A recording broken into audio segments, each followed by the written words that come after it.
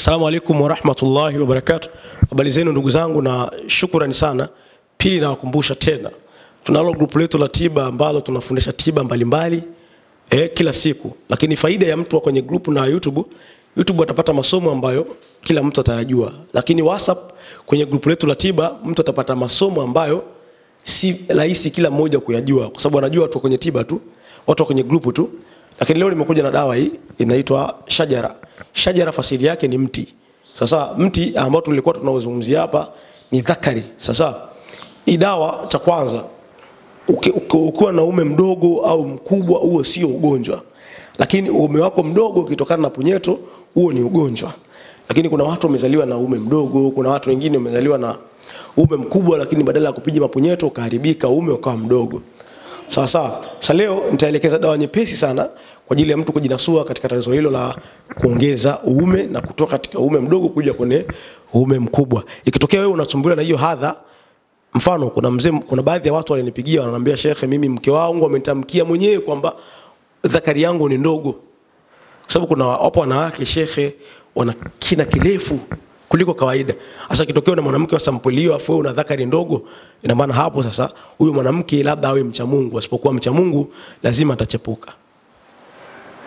Sio vizuri. Sasa ikitokea wewe unasumbuliwa na tatizo la uume mdogo, cha kwanza tafuta mti ambao unaoitwa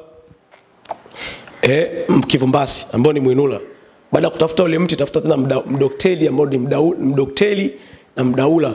Baada ya kutafuta mdokteli na mdaula, changanya pamoja na shilonge, samaki wa shilonge. Baada hapo changanya na mafuta ya ng'ombe. Ukichanganya na mafuta ya ng'ombe, unaweza kumweka shilonge au ukamweka samaki anaitwa ombula.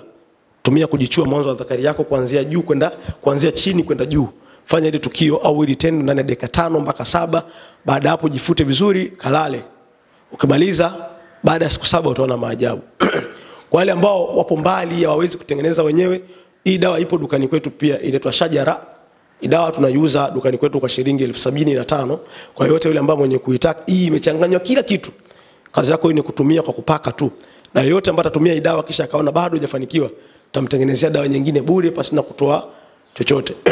Ila kitokea una umri wa miaka 75, 85, 65, hii dawa usitumie kwa sababu haitakufanyia kazi kwa ukubwa, ila chini ya miaka hiyo itakufanyia kazi kwa ukubwa na utapona. Lakini dawa hii pia na ushahidi mwingi wa watu ambao wamepona. Watu wengi ndio wamepona bila shaka yoyote. Baada ya kusema hayo, mimi nakupendeni sana na amani ya Mwenyezi Mungu iwe juu yenu. Shukrani.